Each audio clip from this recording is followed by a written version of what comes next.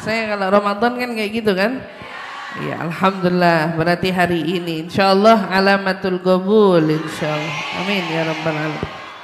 Alhamdulillah, yang penting ditolongin sama Allah, speakernya bisa nyala. Ya insyaallah bisa kembali kita menyimak kajian daripada kitab At-Tibyan. Kenapa Ustazah tidak bahas tafsir? Karena pas kebetulan momen setelah ini tafsir itu pas tentang kisahnya Nabi Musa dan Nabi Khidir. Pas kisahnya Nabi Musa dan Nabi Khidir tuh panjang. Ya panjang. Jadi nggak mungkin nanti kesetop di tengah-tengah cerita gitu kan. Nah, karena nggak ada hari lanjutannya besok. Karena kita akan terjeda. Insyaallah mudah-mudahan ada waktu yang sangat-sangat cocok, cukup. Dan nanti insyaallah Allah pertemukan kita lagi. Kembali kita bisa melanjutkan kajian tafsir di waktu yang paling baik menurut Allah Subhanahu wa taala. Insyaallah amin amin ya rabbal alamin. Maka karena kemarin kajian tafsir kita padatkan dan sampai kita enggak sempat baca At-Tibyan. Begitu juga Majmu'. Maka hari ini di waktu yang ada insyaallah kita akan menguraikan daripada penjelasan kitab At-Tibyan dan juga insyaallah bertabarruk daripada kitab Al-Habib Abdullah bin Husain bin Tahir insyaallah amin ya rabbal alamin. Baik, kita sama-sama awali. Bismillahirrahmanirrahim. Nawaitu ta'allum wa ta'lim wa naf'a wal intifa' wal mudzakarah wa tadhkir wal ifada wal istifada wal hitha 'ala tamassuk bi kitabillah wa sunnati Rasulillah sallallahu alaihi wasallam والدعاء إلى الهدى والدلالة على الخير ابتغاء مرضاته وقربه وثوابه وحسن الخاتمة مع اللطف والعافية والصلاح العاقبة برحمتك يا أرحم الراحمين آمين آمين يا رب الحمد لله اللهم إنا نسألك علما لدني والمشرب الصافي الهني وهب يا غني اللهم إنا نسألك علما لدني والمشرب الصافي الهني وهب يا غني اللهم إنا نسألك علما لدني والمشرب الصافي الهني وهب يا غني. Alhamdulillah thumma alhamdulillah, limpahan syukur bersama-sama kita panjatkan kehadirat Allah Subhanahu wa taala yang mengumpulkan kita bersama kembali lagi. Alhamdulillah diberikan kesehatan, keafiatan dan juga kesempatan kita bisa kembali menjalankan rutinitas ibadah, hadir dalam kajian sebagaimana rutinitas kita pada umumnya, yang mudah-mudahan Allah tidak pernah melepaskan kita dari rutinitas ini sampai akhir hayat kita semua. Insyaallah kita semua dijaga, dipelihara oleh Allah Subhanahu wa taala, bisa terus menjalankan ketaatan kepadanya tanpa rintangan, tanpa halangan, diberikan jalan kemudahan dalam setiap melakukan ketaatan kepadanya insyaallah amin ya rabbal alamin. Ya, kalau kita lihat langit dari kemarin terus menerus mendung, seolah mengisyaratkan kepada kita langit pun turut berduka ingin berpisah dari Ramadan. Itulah tandanya orang-orang yang beriman. Saat di hati mereka memang terdapat keimanan, pasti tidak ada dari mereka itu yang gembira dengan ingin berpisahnya dari Ramadan. Bahkan dahulu para ulama itu kalau mau berpisah dari Ramadan, mereka itu berdukanya bukan cuma sehari dua hari, tetapi mereka berduka 6 bulan lamanya dari perpisahan mereka dari Ramadan. Lalu kemudian 6 bulan selanjutnya mereka itu bersuka cita untuk menyambut datangnya Ramadan. Artinya saat mereka berjarak dengan Ramadan, mereka merasakan ada sesuatu yang hilang darinya. Dan saat mereka didekatkan oleh Ramadan, mereka juga merasakan sesuatu, bahwa dengan dekatnya Ramadan kepada kita menandakan dekatnya kasih sayang Allah, anugerahnya, ampunannya untuk kita. Yang insya Allah mudah-mudahan tak seorang pun dari kita kecuali namanya telah Allah catat sebagai penghuni surganya, orang-orang yang dibebaskan dari belenggu api nerakanya.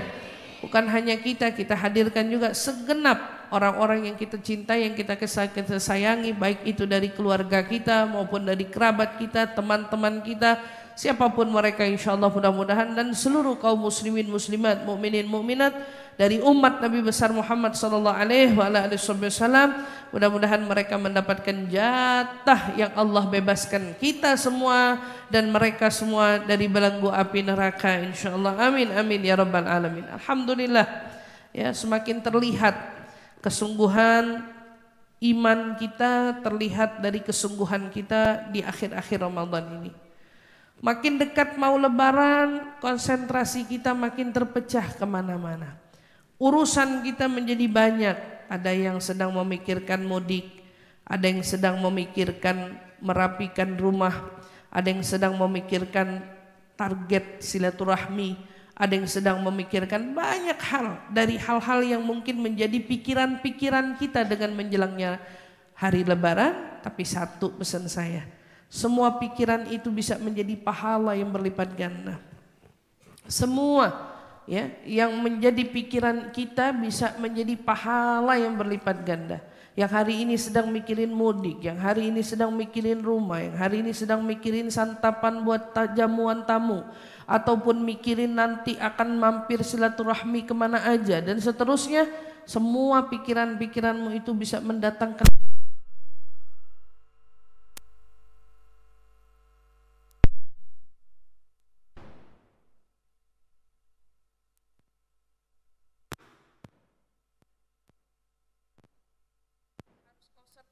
dengan niat-niat tulus, niat-niat baik, niat-niat yang terpuji.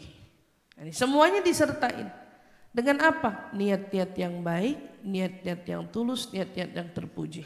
Minimal sebagaimana Sayyidil Habib Umar mengatakan kepada kita, hendaknya bagi setiap orang yang mau berpisah dari Ramadan dan punya niatan-niatan baik yang ingin dia lakukan di setelah Ramadan, maka berniatlah di Ramadan. Niatnya kapan? Ramadan. Biar apa? Biar kita dapetin pahala kelipatan ganda dari niat-niat baik kita, karena kita berniatnya di bulan suci Ramadan. Karena apa-apa yang kita lakuin di bulan Ramadan ini semuanya jadi berlipat ganda. Maka aji mumpung yang masih punya niat, punya harapan, punya cita-cita, ayo niat dari sekarang. Yang lagi niat sekarang sibuk mikirin besok mau jamu orang apa, yang lagi mau bikin ketupat, yang lagi mau bikin sayurnya, yang lagi mau rapiin rumahnya, semua dipikirin kan? Yang lagi mikirin baju lebarannya, yang lagi banyak mungkin yang mengganggu pikiran-pikiran kita. Nanti mau singgah kemana aja, silaturahmi kemana aja, Masya Allah, niatin semuanya. Yang mau hiasin rumahnya, niatin mau bikin nyaman tamu yang datang. Niatin mau syiar agama Allah. Niatin mau syiar hari-hari yang dibesarkan oleh agamanya Allah. Niatnya kita syiar. Jadi kalau orang tua kita dulu kalau Ramadan dia bebenah, dia bebersih, dia apa dan seterusnya, ini bentuk apa? Ini bentuk syiar. Wa man yu'azzim sya'airillah fa innaha min taqwal qulub. Siapa orang yang mengagungkan syiar-syiarnya Allah, maka itu tanda takwanya di dalam hatinya. Ada takwa di dalam hatinya. Ngebesarin hari Id, ngebesarin hari-hari besar, berarti di hatinya punya takwa. Dan boleh nggak Ustaz seperti itu? Boleh, sangat dianjurkan. Begitu juga yang mungkin nanti silaturahmi kemana? Ayo, jangan sampai justru dari sekarang kita terkecoh oleh hawa nafsu. Sampai-sampai ada yang berniat rumah yang ini jangan kita datengin. Rumah yang ini gak usah kita lewatin, rumah yang ini gak usah kita singgahin. Hati-hati, hawa nafsu kita mengecohkan kita. Nanti kalau pas sudah lewat lebaran, bukan lagi hawa nafsu, syaitan mengecohkan kita, menambahkan lagi yang semestinya hal itu sudah tidak boleh dipelihara oleh kita, tapi bisa jadi hawa nafsu masih nyimpen. Enggak, tahun ini saya belum bisa mampir ke sana. Tahun ini saya belum mau datang ke sana. Tahun ini saya belum bisa maafin dia. Tahun ini nggak ada ceritanya itu semua. Nggak ada. Silaturahmi rata. Datengin. Saya cuma mau datengin orang-orang tua. Yang tua-tua aja. Yang muda-muda mah enggak. Ingat. Orang yang datengin rumah yang tua. Yang datengin rumah yang tua, dia datang dengan niatan ihtiram diiringi dengan niatan tabarruk, pengen ngedapetin berkah dari yang tua. Adapun datengin yang muda, bukan berarti diri ini selalu pengen didatengin kan gitu. Tapi kalau ngedatengin yang muda, niatnya apa? Datengin yang muda, pengen doain yang lebih muda dan pengen ngasih kebaikan untuk yang muda. Jadi begitu kita selaku kakak singgah ke rumah yang muda, atau kita selaku orang sepuh, orang tua misalnya, tahu-tahu kita samperin dia yang lebih muda, bukan berarti kita itu gak punya harga diri, bukan berarti kita itu gak dihargain, tapi justru kita yang muda didatengin kita yang tua, sama dengan yang tua ini hatinya luas, lapang. Kenapa? Karena dia datang, dia mau bagiin berkah buat yang muda, dia mau doain yang muda, dia mau kasih kebaikan buat yang muda. Itu tujuannya, dan kita nggak pandang itu semua. Ini kalau mau silaturahmi, silaturahmi kemana aja. Pengen silaturahmi ke yang tua, yang muda, saudara sama rata, nggak ada yang kita beda-bedain. Ibaratnya nggak ada yang kita sampai rumah ini enggak kita mau datengin. Nggak penting, kita nggak harus datang ke situ, atau beranggapan ini orang dari tahun ke tahun ke rumah kita aja kagak, ngapain kita yang repot datengin dia. Mereka yang tidak silaturahmi, mereka yang rugi. Tapi mereka yang silaturahmi tentu mereka yang diberkahi. Kita mau jadi yang rugi apa yang diberkahi? Maka ambil keberkahan. Ustazah, keluarga saya semuanya di kampung, sayanya nggak mudik. Sayanya nggak bisa datengin mereka karena jarak tempuh yang teramat jauh. Ayo jangan sampai mutusin koneksi kita. Telepon, video call. Jangan juga sampai cuman lewat chat aja. Cuman lewat chat aja, ya Allah bisa video call, bisa saling sapa, minal aidin wal faizin. Apa kabar? Taqabbalallahu minna minkum. Kita doain kullu am wa antum bi khair. Mudah-mudahan sepanjang tahun ke depan kamu dalam kebaikan. Kan enak begitu. Itu namanya Islam. Itu namanya iman. Itu namanya indah dalam akhlak, indah dalam kebaikan. Ini yang kita cari. Dan kita mau begini. Kita mau begini sama teman-teman kita, kerabat kita. Ahlan wa sahlan minal aidin wal faizin. Jangan sampai hawa nafsu ngedistract kita, jangan sampai semua bentuk ego, amarah, kekesalan, rasa sakit hati atau mungkin kekecewaan menghalangi kita untuk meraih kebaikan itu semua. Ayo sama-sama kita niatin dari sekarang. Ya, kita mau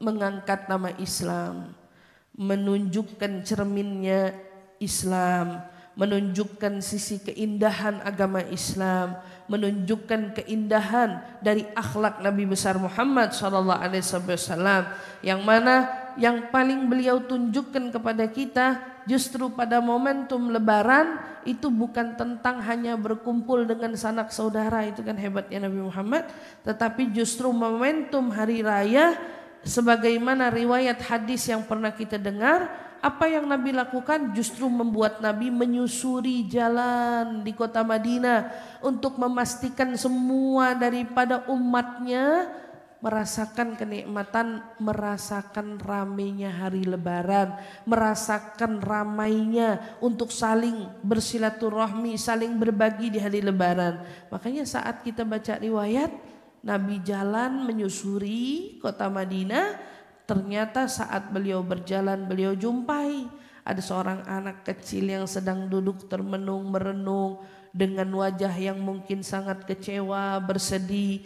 Ditanya sama Nabi SAW, kenapa kamu duduk di sini tidak bergabung bersama sahabat-sahabatmu yang sedang bermain dan bersuka cita di sana?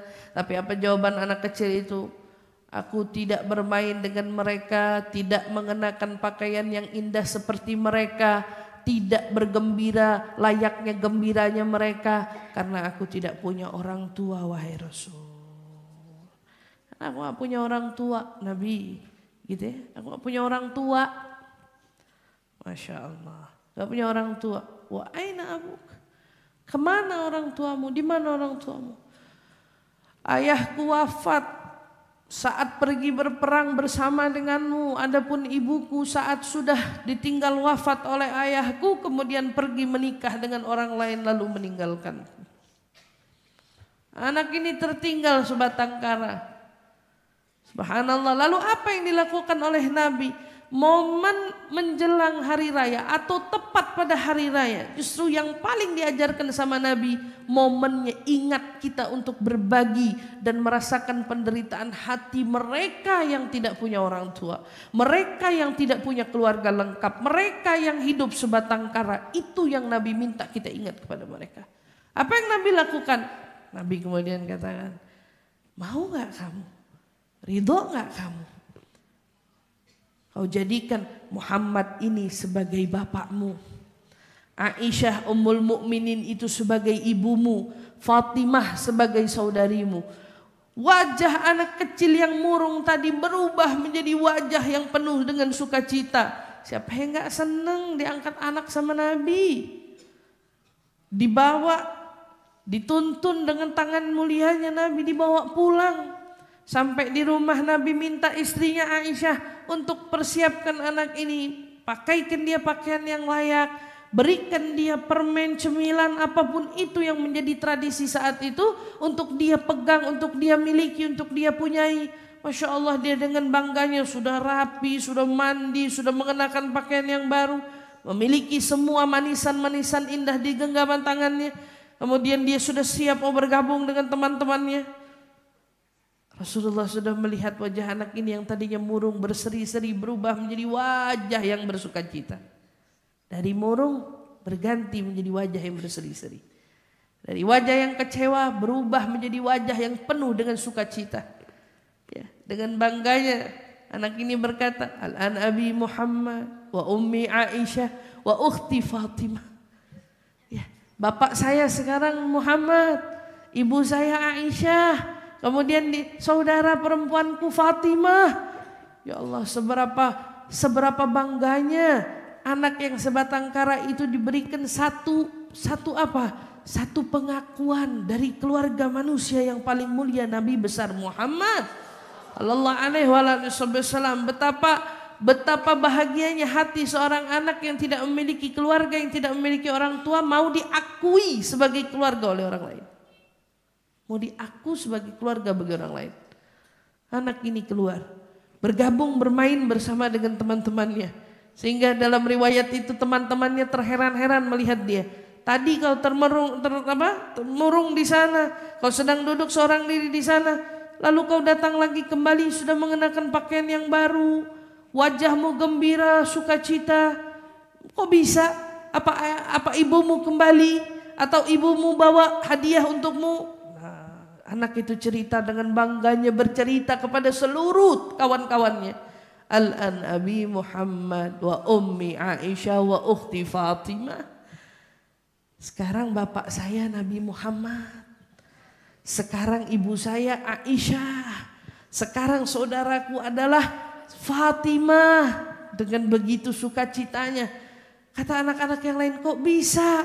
Karena ayahku wafat perang bareng sama Nabi. Maka Nabi mengangkatku menjadi anaknya. Apa yang terjadi? Membuat anak-anak yang tadinya bersukacita, paling unggul, paling gembira, paling bahagia, langsung seketika itu juga, kalau bahasa orang sekarang, kena mental. Anaknya kena mental. Kenapa dibilang kena mental? Karena anaknya langsung semuanya berkata, andai bapak kami mati juga perang bareng sama Nabi. Lihat betapa berharganya pengakuan jadi anaknya Nabi. Bapaknya dia lebih rela, coba bapak kami mati. Ya, coba ayah kami mati. Coba bapak kami mati bareng sama Nabi, meninggal dunia di peperangan bersama dengan Nabi.